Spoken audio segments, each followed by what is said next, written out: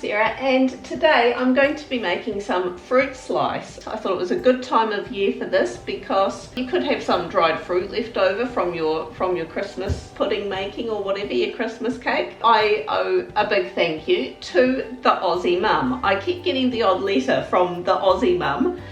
I don't know who you are, I assume you're from Australia, but yeah, she'll send me things to the local post shop and they do find their way to me because there's a couple of people at the local post shop who know me, so I do get them passed on. So thank you for that, the Aussie Mum.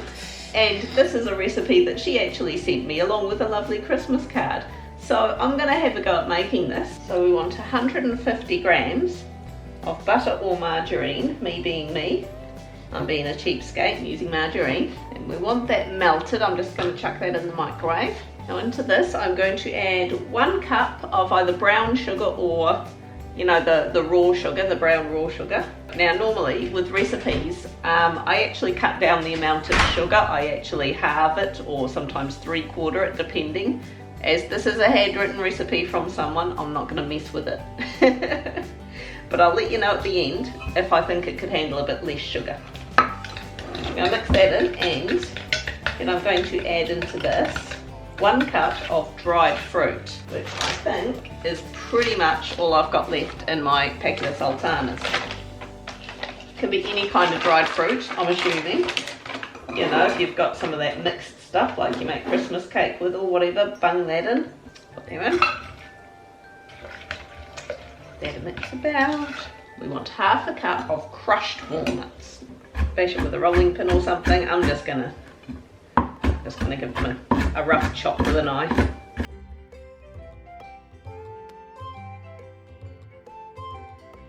So okay, that's a bit more than 1/2 cup. That's like 3/4 cup. Should be right. Add 1 beaten egg. I have my own chickens, so the egg crisis at the moment hasn't really hit me.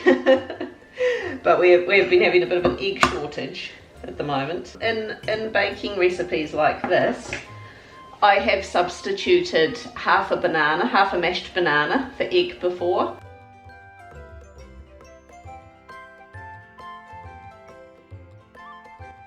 One and a half cups of plain flour, along with 1.5 teaspoons of baking powder. Oh, now she has added that mixed spice is optional. I am going to take that option.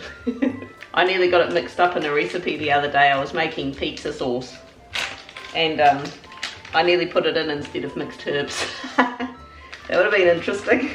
I'm going to put a nice heaped teaspoon of mixed spice in there.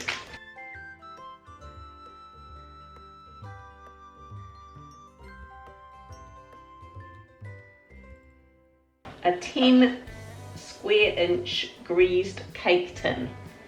This isn't quite 10 square inch, I think it's about 7-ish. So 2 of my fingers are about 1 inch-ish. That's my scientific measurement there, inch. I'm actually going to line this with baking paper just because this tin, unless if I'm putting in a reasonably wet mixture, it has a tendency to leak. It's not the most reliable. It's gonna be yummy, I can sense it. And then I'm going to bake this. She says between 170 to 180 degrees Celsius for about 15 minutes.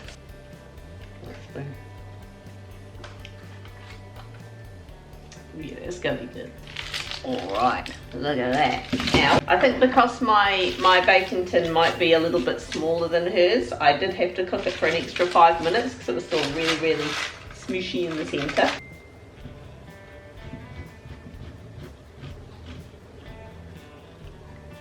That looks so yummy.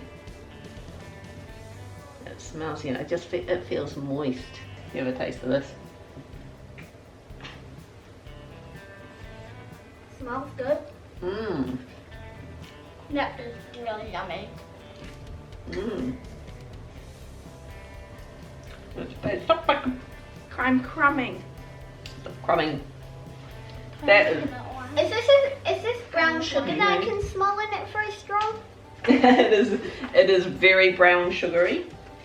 I actually think, if anything, yeah, the brown sugar is absolutely the foremost flavour, which I'm not complaining about, because yum. Oh, that is so good. The mixed spice just goes beautifully in there. You can definitely get that as a nice aftertaste. And yeah, just the walnuts just give a nice little break from the sweetness every now and then. But I think, right, to make this again, I would cut down the sugar a little bit and maybe replace it with a bit more flour. I might have a bit of a play there, but there ain't nothing wrong with this, really. That's just my way to, you know, cut sugar down a bit. But no, that is so nice. That is perfectly good without the icing, I reckon. It almost tastes like it's got golden syrup or something in it, and it tastes very well. I guess because of the mixed spice, I can taste a bit of ginger in there, which I love. I love sweet gingery stuff. I'm all about ginger crunch, anything like that. But yeah, give this a go, guys, and give credit to the Aussie Mum. So that is so nice. Thank you for that recipe. Hit like, leave me a comment down below, hit subscribe. Have a go at making some of this. It is so yummy. Bye.